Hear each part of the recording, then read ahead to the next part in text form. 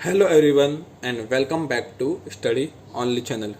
तो आज के इस वीडियो में हम बात करने वाले हैं इनकोटर्म 2020 की। तो ये वीडियो देखने से पहले अगर आप सभी ने मेरे पुराने वीडियोस नहीं देखे हैं जो इंटरनेशनल ट्रेड के रिलेटेड है, जैसे कि letter of credit, type of letter of credit, DGFT, तो वो सब वीडियो जो है उसका लिंक मैं डिस्क्रिप्शन में दे दूँगा, तो आप वो जो है देख लेना। और मैंने प्लेलिस्ट भी बना के रखी है इंटरनेशनल ट्रेड फाइनेंस की, जहाँ पे आप सभी को जो है ये सब वीडियो एक ही साथ में मिल जाएंगे और वहाँ से आप जो है सब वीडियो एक साथ देख सकते हो। अब बात करते हैं इंटरनेशनल कमर्शियल टर्म्स की। तो इनको टर्म्स 2020 इंटरनेशनल कमर्शियल टर्म्स हैं, तो देखते हैं इसमें क्या है। तो इंट्रोडक्शन की बात करेंगे हम। तो the Incoterms published first in 1936 bye international chamber of commerce. जो इनकोटर्म्स पब्लिश जो सबसे पहले किया था वो इंटरनेशनल चैम्बर ऑफ कॉमर्स ने किया था, और कभी किया था 1936 में। और एक बात और, जो आईसीसी का जो हेडक्वार्टर है वो पेरिस में है, ये बात याद रखना बहुत इंपॉर्टेंट है। फिर आप जानते हो कि कोई भी चीज़ जब आती है नई नई तो उसमें चेंजेस की ज़रूरत होती है, तो उसी प्रकार उसमें भी जो है कुछ चेंजेस की नीड हुई। तो चेंजेस कब कब हुए थे वो मैंने लिखा है। तो इट्स रिवाइज फर्दर इन 1953 में हुआ था पहला चेंजेस, फिर 1967, फिर 1980, फिर 1990, फिर 2000 में हुआ था, फिर 2010 में, and presently 2020 launch in September 2019 come into the force 1 जनवरी 2020 में। जो चेंजेस जो हुआ था वो 2019 में हुआ था सितंबर में, जो इम्प्लीमेंट किया गया फर्स्ट जनवरी 2020 से। अब बात करते हैं ट्रेड कॉन्ट्रैक्ट की। तो इनको टर्म्स में बेसिकली ये रहता है trade contract is an agreement between the parties containing terms and condition which impose rights and obligation on buyer and seller. Trade contract में होता है एक्सपोर्टर इंपोर्टर के बीच में जो है कॉन्ट्रैक्ट होता है, जिसमें और राइट्स एंड ड्यूटीज़ लिखी रहती है कि बायर की क्या ड्यूटीज़ है, सेलर की क्या ड्यूटीज़ है, वो सब उसमें आता है। अब बात करते हैं what are incoterms rules. The incoterms international commercial terms are a series of predefined commercial terms published by ICC relating to the international commercial law। जो है इसमें जो इनको टर्म्स में जो रूल्स एंड रिस्पॉन्सिबिलिटी मैंने पहले ही बताया, जो प्री डिफाइंड इंटरनेशनल ट्रेड होता है उसके रिलेटेड जो भी लॉस है वो उसमें लिखे हुए होते हैं। It's widely used in international commercial transaction on procurement process. ये जो है इंटरनेशनल ट्रेड में होता है, और जो गुड्स का प्रोसेस होते हैं और प्रोसेस के रिलेटेड जो इसमें ड्यूटीज एंड रिस्पॉन्सिबिलिटीज होती है। अब बात करेंगे it's define the export and importer responsibility related to obligation and cost risk. तो इसमें सिंपल सी 3 चीज़ें पर फोकस किया गया है कि कौन से एक्सपोर्टर के ऑब्लिगेशन है और कौन से इंपोर्टर के ऑब्लिगेशन है, देन इसमें कॉस्ट क्या है, कौन कितना कॉस्ट झेलेगा, कौन कितना कॉस्ट नहीं झेलेगा, वो सब के बारे में बताया गया है। और कौन कितनी रिस्क झेलेगा, सेलर की कौन सी रिस्क है, बायर की कौन सी रिस्क है, वो सब इसमें बताया गया है। अब incoterms rules do not do these rules are not substitute for a contract of sale. तो ये कोई कॉन्ट्रैक्ट ऑफ सेल का जो है सब्सटीट्यूट नहीं है, उसके रिलेटेड कोई नहीं है, ये पूरा टोटली अलग है। It's applicable on the all types of goods. और ऐसा भी नहीं है कि ये कुछ टाइप ऑफ गुड्स के लिए रिलेटेड उसके लिए जो है एप्लीकेबल है। ये सभी ऑलमोस्ट सब टाइप्स के जो जितने भी टाइप्स के गुड हैं वो सब टाइप्स में जो है यूज़ होता है। It not deal with the transfer of property, title, ownership of the goods sold. इसमें जो है गुड्स की जो है टाइटल या फिर ओनरशिप के रिलेटेड इसमें इसका कोई इससे लेना देना नहीं है। ये जो है अपने रूल्स एंड उतने जो रूल्स एंड रिस्पॉन्सिबिलिटी है, ऑब्लिगेशन है एक्सपोर्टर इंपोर्टर की, उसके इसमें जो है डील करता है। अब बात करते हैं इनकोटर्म चार्ट की। तो ये चार्ट एकदम ईजी है।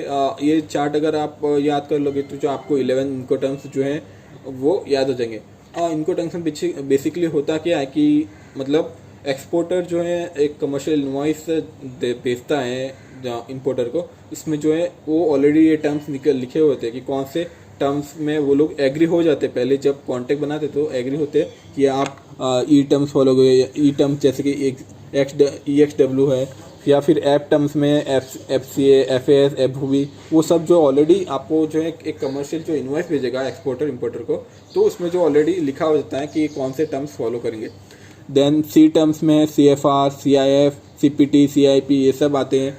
देन डी टर्म्स में जो है DAP, DPU, DDP ये जो है टर्म्स आते हैं सब। तो ये सब को हम डिटेल में जानेंगे अभी नेक्स्ट स्लाइड में, तो आप अच्छे से सुनिएगा। बहुत सिंपल वे मैंने ट्राई किया है एक्सप्लेन करने का। अब ये देखो ट्रांजैक्शन चेन, इसमें ट्रांजैक्शन चेन में बेसिकली क्या होता है packaging, loading charges, delivery on port place होता है, फिर export duty, taxes and security clearance होता है, then origin terminal charges, then loading on carriage charges, insurance, destination terminal charges, then import duty, taxes and custom clearance, then delivery to the destination और unloading to the unloading at the destination. Finally जो goods destination में जाके unloading होता है। तो ये जो है डिलीवरी चार्ट है, तो इसी के रिलेटेड जो है सारे इनको टर्म्स इसमें जो है घूमते हैं। तो हम जानेंगे वन बाय वन इनको टर्म्स के बारे में। तो पहला इनको टर्म्स है वो है EXW, that is x works. यहाँ ये जहाँ पे लिखा हुआ है तो इसमें एकदम कम रिस्पॉन्सिबिलिटी है, जो है मोस्ट ऑफ जो रिस्पॉन्सिबिलिटी है वो सेलर की होती है, बायर की बहुत कम होती। इसमें जो है बेसिकली पूरी रिस्पॉन्सिबिलिटी जो है मोस्ट ऑफ जो गुड्स खरीदता है, ठीक है, उसकी रिस्पॉन्सिबिलिटी होती है, और जो सेल करता है सेलर की जो रिस्पॉन्सिबिलिटी बहुत कम होती है। तो सेलर क्या करेगा, ओनली गुड्स जो है पैक कर लेगा, ठीक है, एंड जो है कोई वेयर हाउस होगा उसका, वहाँ पे वो जो गुड्स रखवा देगा, एंड वहाँ से पूरा टोटली खर्चा जो होगा वो बायर का होगा, ठीक है। जो इंपोर्टर है उसका खर्चा होगा, like loading charges, delivery to the port place, export duty, taxes, सब जहाँ से गुड्स ले जाने का पूरा खर्चा उसका होगा। खाली एक्सपोर्टर जो रहेगा वो खाली गुड्स पैकेजिंग करके अपने वेयरहाउस में रखवा देगा, बस उधर से लेके जाना और शिपिंग करना, लोडिंग करना, टैक्स वगैरह सब उसको देना है।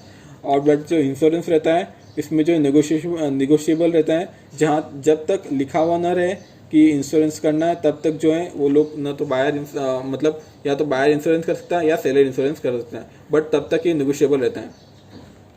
तो पहला समझा होगा EXW में क्या होता है, एक्स वर्क्स में ओनली जो है एक्सपोर्टर खाली पैकिंग करेगा, ठीक है, एक्सपोर्टर पैकिंग करके गुड्स वेयर हाउस में रखा देगा, और उसके बाद जितना भी प्रोसेस है सब इंपोर्टर करेगा। फिर FCA, फ्री कैरीज में क्या करेगा, एक्सपोर्टर जो है क्या करेगा, गुड्स को पैकिंग भी करवा देगा, फिर लोडिंग भी करवा देगा, लोडिंग चार्जेस भी एक्सपोर्टर दे देगा। फिर डिलीवरी एट पोर्ट प्लेस, कहीं डिलीवरी जो है पोर्ट प्लेस है वहाँ भी जो जहाँ पे भी पोर्ट है वहाँ पे गुड्स डिलीवर भी करवा देगा। Export duty, tax and security charge clearance भी वो करवा देगा, बट उसके बाद बोलेगा कि जो है जो ओरिजिन टर्मिनल चार्जेस है वो इंपोर्टर को पे करने हैं। तो यहाँ से जितने भी चार्जेस जो है वो इंपोर्टर पे करेगा, जैसे कि origin terminal charges, loading on carriage, ये सब जो है वो इंपोर्टर करेगा। ये टोटली रिस्पॉन्सिबिलिटी जो है इंपोर्टर की। एक्सपोर्टर खाली पैकेजिंग करके लोडिंग करवा देगा गुड्स, देन डिलीवरी करवा देगा एक पोर्ट पे, और वहाँ से जो एक्सपोर्ट ड्यूटी, टैक्स जो रहता है, सिक्योरिटी क्लियरेंस, वो सब करवा के दे देगा FCA में। फिर FAS, free along side ship. अभी यहाँ पे एक्सपोर्टर क्या बोलता है, चल मैं गुड्स पैकिंग भी करवा के दे दूंगा, लोडिंग भी करवा के दे दूंगा, लोडिंग चार्जेस भी मैं दे दूंगा, then delivery at port place, delivery भी मैं करवा दूंगा, then export duty, taxes and security clearance भी मैं करवा के दूंगा, देन ओरिजिन टर्मिनल चार्जेस, मतलब मैं जो है ये ओरिजिन यहाँ तक जो टर्मिनल चार्जेस रहता है, जो पोर्ट के इधर कोई भी एक पर्टिकुलर टर्मिनल चार्जेस रहता है जब गुड्स वहाँ पे एंटर करता है तो वो चार्जेस भी मैं करवा के दूंगा। बट जो तुझे शिपिंग लोडिंग चार्जेस है, जो है शिपिंग चार्जेस वगैरह, वो सब तुझे देना होगा। मैं खाली तेरा जो ओरिजिनल टर्मिनल चार्जेस तक तेरा गुड्स करवा के दे दूंगा। फिर फ्री ऑन बोर्ड में क्या करेगा, यहाँ पे जो है पैकेजिंग भी करवा के दे देगा, लोडिंग चार्जेस भी करवा देगा, डिलीवरी टू पॉइंट प्लेस भी करवा देगा, देन एक्सपोर्ट, ये सब एक्सपोर्ट ड्यूटी, टैक्सेस ये भी करवा देगा, देन ओरिजिन टर्मिनल चार्जेस भी देगा, और लोडिंग चार्जेस है वो भी यहाँ पे जो है एक्सपोर्टर बेयर कर रहा है, एक्सपोर्टर बेयर करेगा। खाली इंपोर्टर को क्या करना है, कैरेज चार्जेस, इंश्योरेंस तो मैंने बताया कि नेगोशिएबल है, जब तक लिखा हुआ नहीं तब तक कोई उसको जो है बेयर नहीं करेगा। तो जो है इसमें लिखा होता है कि एक्सपोर्टर करेगा या इंपोर्टर करेगा, वो उसके अकॉर्डिंग वो लोग करते हैं। तो यहाँ तक जो है इसमें क्या होगा, फ्री ऑन बोर्ड में लोडिंग करवा देगा goods, loading on carriage loading करवा देगा, बट जो कैरेज के चार्जेस हैं, इंश्योरेंस, डेस्टिनेशन टर्मिनल चार्जेस, वो सब जो है वो इम्पोर्टर करेगा। अब बात करते हैं कॉस्ट एंड फ्रेट की। तो यहाँ पे जो है एक्सपोर्टर है वो पैकेजिंग से लेके कैरेज चार्जेस तक सब करवा देगा। पैकेजिंग से लेके कैरेज चार्जेस तक जो है सब करवा के देगा।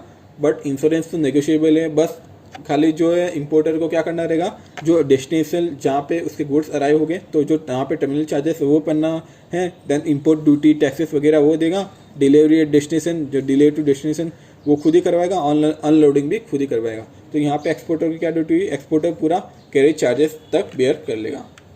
अब बात करते हैं CIF की, कॉस्ट इंश्योरेंस एंड फ्रेट की। तो यहाँ पे क्या करेगा ना, पैकेजिंग से लगा के इंश्योरेंस तक जो है टोटली कॉस्ट जो है एक्सपोर्टर बेयर करने वाला है। खाली इंपोर्टर को कितना मिनिमम कॉस्ट खाली बेयर करना पड़ेगा, खाली डेस्टिनेशन टर्मिनल चार्जेस पे करेगा, इंपोर्ट ड्यूटी, देन डिलीवरी करवा लेगा गुड्स और अनलोडिंग करवा देगा। वो चारों चार्जेस जो है इंपोर्टर करेगा बेसिकली।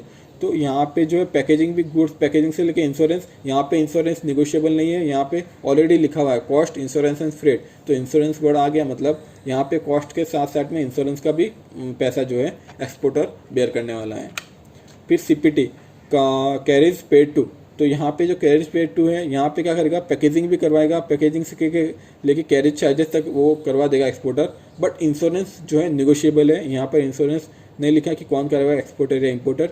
बट यहाँ पे जो गुड्स जहाँ पे डेस्टिनेशन पहुँच जाएंगे तो डेस्टिनेशन में एक टर्मिनल चार्जेस रहता है, तो वो भी एक्सपोर्टर बेयर करने वाला है, इंपोर्टर को नहीं करना। इंपोर्टर को खाली जो है इंपोर्ट ड्यूटी और टैक्स पे करना है, और गुड्स जो डिलीवर कराना है अपने वहाँ पे वेयर हाउस पे, और जो भी गुड्स डिलीवर हो जाएंगे जब वहाँ पे वेयर हाउस पे, तो वहाँ पे जो अनलोडिंग चार्जेस रहेंगे जो भी लेबर्स के, वो खाली उनको देने। फिर बात कर रहे हैं CIP carriage insurance paid to. तो इसमें जो है पैकेजिंग से लेके डेस्टिनेशन टर्मिनल चार्जेस, इसमें इंश्योरेंस खाली, इसमें इतना ही डिफरेंस है कि CPT में जो है इंश्योरेंस निगोशिएबल था, बट CIP में जो है इंश्योरेबल निगोशिएबल नहीं है। यहाँ पे इंश्योरेंस भी एक्सपोर्टर करवा के देगा, और डेस्टिनेशन टर्मिनल चार्जेस तक टोटली खर्चा जो है एक्सपोर्टर देने वाला है। खाली इंपोर्टर को खाली 3 चीज़ करना है, इंपोर्ट ड्यूटी टैक्सेस पड़ना है, और डिलीवरी कराना है, और अनलोडिंग कराना है अपने उधर गुड्स। फिर DAP की बात करते हैं, डिलीवरी एट प्लेस। तो यहाँ पे जो एक्सपोर्टर बोलता है ठीक है चल मैं पैकेजिंग भी करवा के दूंगा, लोडिंग भी करवा देता हूँ, देन डिलीवरी करवा दूंगा, एक्सपोर्ट ड्यूटी मैं पे करूँगा, ओरिजिनल टर्मिनल चार्जेस भी मैं पे करूँगा, देन लोडिंग भी करवा दूंगा गुड्स, और जो लोडिंग के जो चार्जेस है कैरेज चार्जेस वो भी करवा दूंगा। बट इंश्योरेंस यहाँ पे नेगोशिएबल रहेगा। फिर जब गुड्स तेरे उधर आएगा तो मैं डेस्टिनेशन टर्मिनल चार्जेस है वो भी मैं अपना पे कर लूँगा, बट इंपोर्ट ड्यूटी जो है, इंपोर्ट ड्यूटी टैक्स है वो तुझे पे करना पड़ेगा। तो यहाँ पे जो है इंपोर्टर जो है इंपोर्ट ड्यूटी टैक्स पे करेगा, और डिलीवरी एट डेस्टिनेशन, जो डिलीवरी टू डेस्टिनेशन है वो भी जो है वो बोल रहा है एक्सपोर्टर कि ठीक है मैं तेरा गुड्स डिलीवरी भी करवा के दूंगा, बट तुझे जो अनलोडिंग का जो चार्जेस रहेगा, जो भी तेरे लेबर रहेंगे उसका चार्जेस जो तुझे खुद पे करना पड़ेगा। तो यहाँ पे जो है DAP में इंपोर्ट ड्यूटी और अनलोडिंग चार्जेस जो है इंपोर्टर पे करेगा, बाकी सारा खर्चा जो है एक्सपोर्टर देने वाला है। और मोस्ट ऑफ में जो इंपोर्ट ड्यूटी वो मोस्ट ऑफ जो है इंपोर्टर ही पे करता है, बस एक आध केस में जो है इंपोर्टर नहीं पे करता, तो मोस्ट ऑफ इंपोर्टर ड्यूटी जो है, इंपोर्ट ड्यूटी जो है वो इंपोर्टर ही पे करता है। फिर डिलीवर एट, यहाँ पे जो है DPU delivered at place unloaded, यहाँ पे अनलोडेड ऑलरेडी लिखा हुआ है, तो यहाँ पे गुड्स पैकेजिंग से लेके कैरेज चार्जेस तो करवाएगा ही, बट इंश्योरेंस यहाँ पे निगोशिएबल है। और इंपोर्ट ड्यूटी मैंने बोला कि इंपोर्टर भरेगा, और इसमें जो है गुड्स डिलीवरी भी एक्सपोर्टर करवा देगा, और जो वहाँ पे जो अनलोडिंग चार्जेस लगते हैं, जो गुड्स वो अनलोडिंग करवाएगा, जो लेबर चार्ज है वो भी एक्सपोर्टर पे करेगा। तो इसमें क्या हुआ, DPU में पैकेजिंग से लेके अनलोडिंग तक करवाया, बट इंपोर्ट ड्यूटी और इंश्योरेंस जो है नहीं पे किया है। इंपोर्ट ड्यूटी वो इंपोर्टर पे करेगा, और इंश्योरेंस जो है निगोशिएबल है।